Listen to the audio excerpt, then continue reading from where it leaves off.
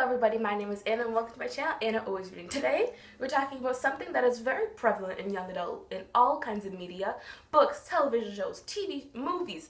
We're talking about tropes. You can find tropes everywhere, but today we're focusing more on the ones that are found in young adult novels and Wattpad fiction stories. Why Wattpad? Because Wattpad is very important to me and the stories I read on there are fascinating. I can make a whole video on One Direction fanfictions, but we're not gonna get into that. Not while they're still broken apart, you know?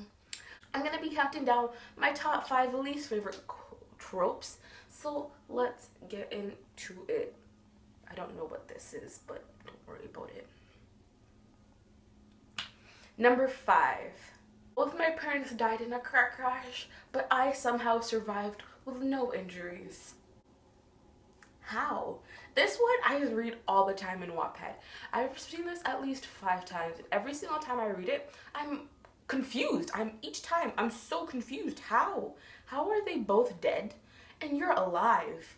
Like, without any disabilities or any like marks to show that I was this close to death.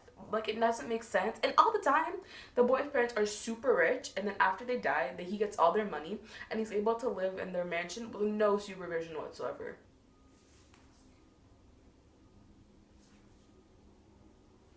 I don't comprehend. Like, how is that happening? Whose man's is just letting them live in a mansion by yourself? Like, it doesn't make sense. And it's like the storylines are so funny, but like that one bit of like plot information doesn't make sense. Like, how is that allowed in anywhere? What state? Can I call the police on you? Like, number 4. The second I got into high school, my best friend from the 2nd grade ditched me to become friends with the popular kids.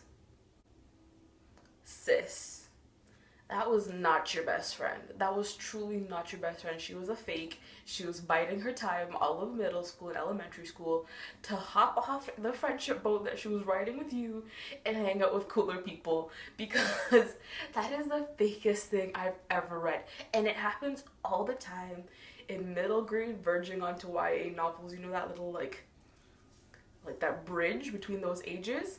And any single time I would read that when I was younger, I was terrified that was gonna happen to me in high school. It didn't. It really didn't. Like, all these fakes. In high school is when the fakes get exposed. But really, that doesn't happen in real life. And it's ridiculous how often it happens in actual books. I read it, like nowadays I read that trope and I'm like, all these fakes. Like, you were hanging out with a fake like your whole life. And the girl's always like, we were best friends since we were so small. Our moms are best friends, so we did everything together, and I can't believe she just ditched me. Neither can I, my friend. Like, what? I'm so sorry. Like, I'm sorry that had to happen to you. Like, all the time, I'm like, whoa, yikes. Yikes. Number 3.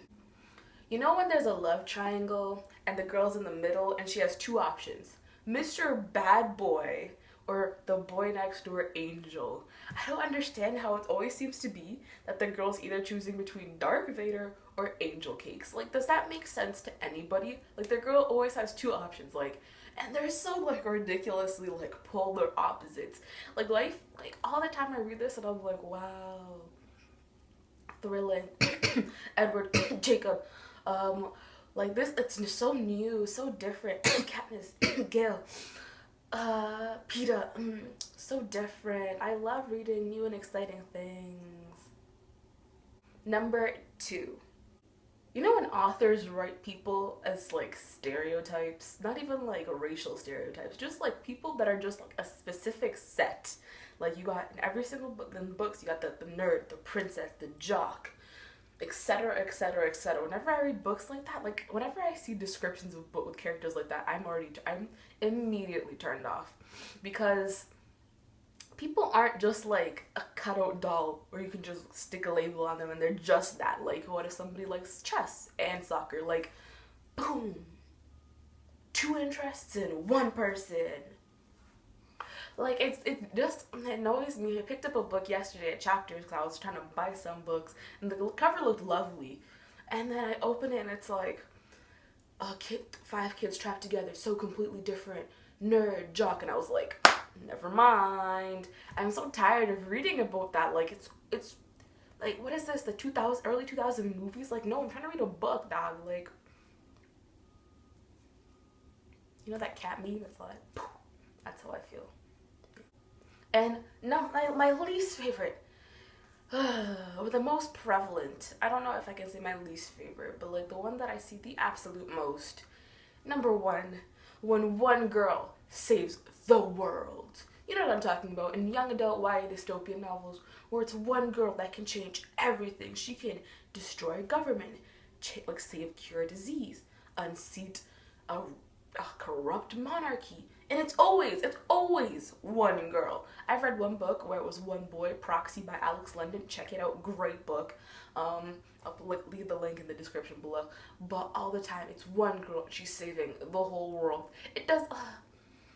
I understand girl power, yeah, but still, like, reading the same thing over and over again is starting to get old. Like, I'm tired of it, man. Let me see something else. Like, change it up sometimes. Authors at authors. Write something new.